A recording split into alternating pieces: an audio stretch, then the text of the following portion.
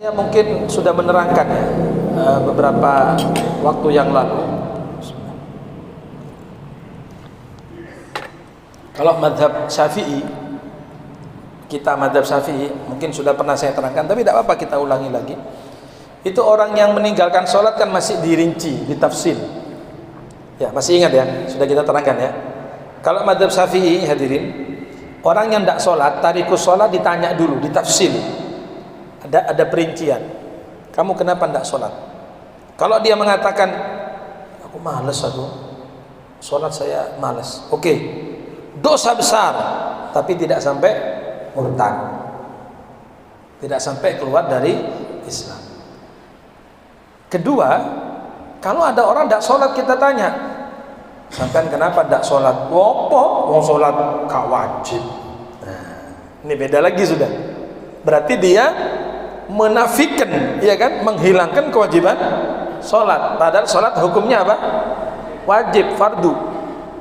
Maka ketika ada orang yang menafikan kewajiban sholat, hukumnya murtad. Kita harus tegas mengatakan, sampean sudah murtad. Loh, kok murtad? Sampean menafikan, menghilangkan kewajiban sholat. Sekarang tobat, masuk Islam lagi, baca 2 kalimat syahadat. Begitu caranya. Itu mazhab kita. Masih ada rincian. Orang yang tak bojeng ditanya lagi gelu, ditanya dulu kenapa ente tidak sholat. Itu mazhab kita. Tapi hadirin, kalau mazhab Ahmad bin Hanbal tidak pakai ditanya, tidak sholat langsung murtad. Beliau pakai dohirnya hadis. Beliau pakai dohirnya hadis. Man tarakas sholata muta'ammidan faqad kafara jiharun. Siapa orang meninggalkan sholat dengan sengaja, maka kafir terang-terangan. Itu Imam Ahmad mengambil dohirnya hadis, berarti orang tak bojeng langsung kafir, langsung murtad. Sampai mazhab Syafi'i, mazhab Ahmad bin Hanbal. Hah? Syafi'i dia jadi ya. Kalau Syafi'i ya. Iya. Loh, mazhab Syafi'i masih ya tadi itu, masih ada perincian. Ndak sholatnya kenapa? Tapi kalau mazhab yang ini, yang satu tadi yang saya ceritakan, Imam Ahmad bin Hanbal, tidak menerima alasan, tak bojong kafir. Yes. Ya, tapi sebetulnya ya bagus juga ini yang mazhab Ahmad bin Hanbal ini. Jadi orang mikir-mikir, tak bojong, nah jong kafir, jong nah takut. Kadang-kadang orang yang tekno, tapi ikut mazhab ini, waduh, langsung murtad. Dan itu nanti akan berpengaruh kepada pernikahannya di rumah. Nah, ini itu mazhab Ahmad bin Hanbal. Ya, mazhab Syafi'i masih apa? Masih alhamdulillah. Artinya itu tadi itu ada perinciannya, ada tafsilnya. Sampai anak apa tak bojong. Bikin kula lesok. Kula bojong tak bojong pada bayi pakun miskin kan. Saya sholat tak sholat pancet miskin. Istilah sholat, ini perintah, ini kewajiban. Ibu-ibu ini punya anak, sholatnya dijaga. Ya bu ya, nanti anaknya pulang sekolah capek, neser, dibiarkan tidak sholat. Mestinya anak kita pulang sekolah jam 2 atau jam 1, pertama kita tanya sholat. Sholat le, gorong bu, kesel, sholat tuh disini. Kesel bu, sholat dulu, nanti habis sholat tidur. Tak siap no makan, sholat dulu, begitu loh. Jangan malah orang tuanya, yes gak apa-apa wis, saya turus sik gak apa-apa wis, gak usah sholat. Loh, kok malah ibunya nyuruh anaknya tidak sholat, gitu loh. Ingat, sholat itu ibadah yang paling urgent, ibadah yang paling vital hadirin. Oke. Kalau ibadah-ibadah yang lain itu perintahnya cukup dengan menurunkan ayat. Apa misalnya perintah haji, cukup Allah turunkan ayat, walillahi 'alan nasi hajjul baiti man istata'a ilaihi sabila wa atimul hajja wal umrata lillah.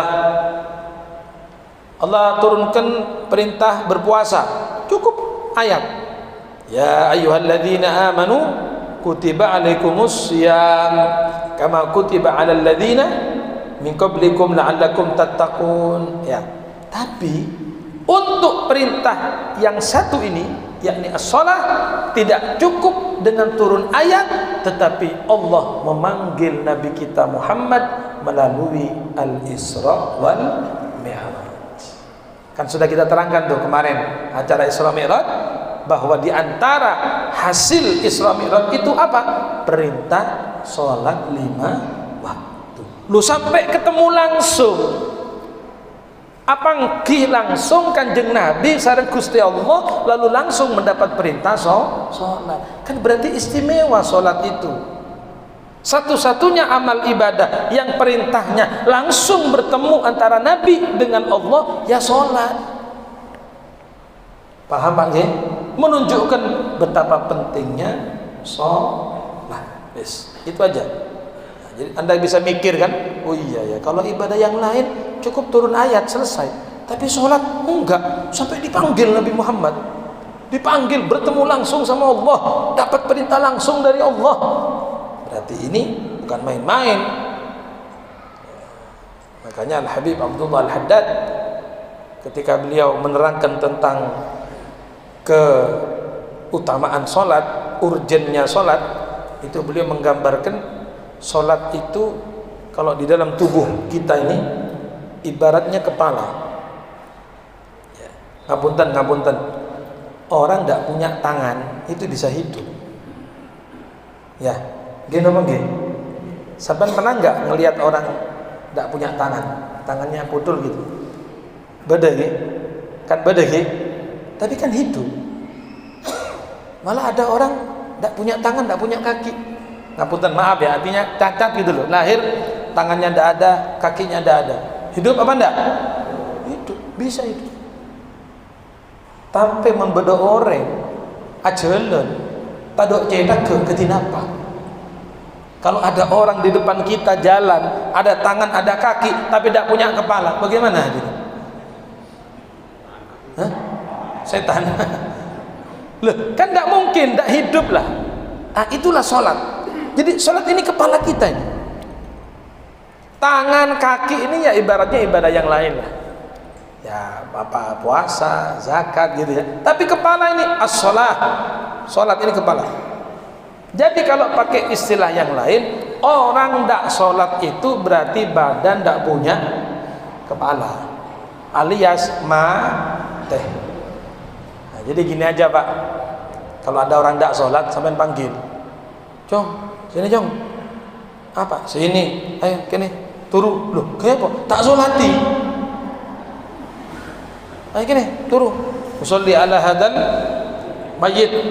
Oh, ngawur sampai nih. Oh, setelah tak sholat, oh, sampai tak sholat kok. Orang tak sholat itu seperti mati, kayak badan tak punya kepala. Kayak gini, tak sholati, sholati wis.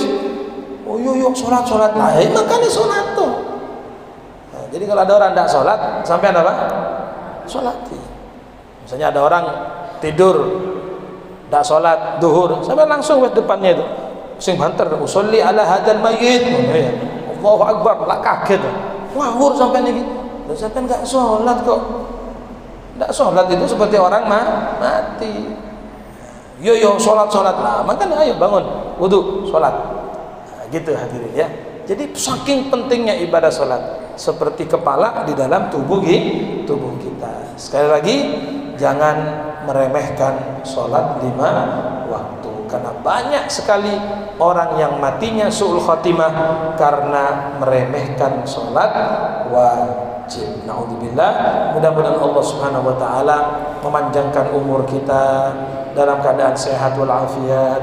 Mudah-mudahan anak-anak kita, cucu-cucu kita, zuriyah kita menjadi ahli salat, ahli zikir, ahli ibadah. Rabbi ja'alni muqimas shalah wa min dzurriyyati rabbana wa taqabbal du'a. Mudah-mudahan kita semuanya, anak-anak kita, zuriyah kita diangkat derajatnya oleh Allah Subhanahu wa taala, diterima semua amal ibadahnya oleh Allah Subhanahu wa taala, sebagaimana Allah menyampaikan kita ke bulan Sya'ban, insyaallah kita disampaikan kepada bulan suci Ramadan. Amin ya rabbal alamin. Allahumma kama ballaghtana Rajab wa Sya'ban faballighna Ramadan فبلغنا رمضان يا الله واجعلنا من أهل رمضان واجعلنا من صوم رمضان واجعلنا من قوام رمضان اللهم اجعلنا يا رب من أتقائك وطلقائك ونكذائك وأمنائك ووصرائك ووجرائك من النار اللهم أجرنا من النار سالمين اللهم أجرنا من النار سالمين اللهم أجرنا من النار سالمين وأدخلنا الجنة آمنين ومتئنا بالنظر إلى وجهك الكريم وصلى الله على سيدنا محمد وعلى آله وصحبه وسلم والحمد لله رب العالمين الفاتحة.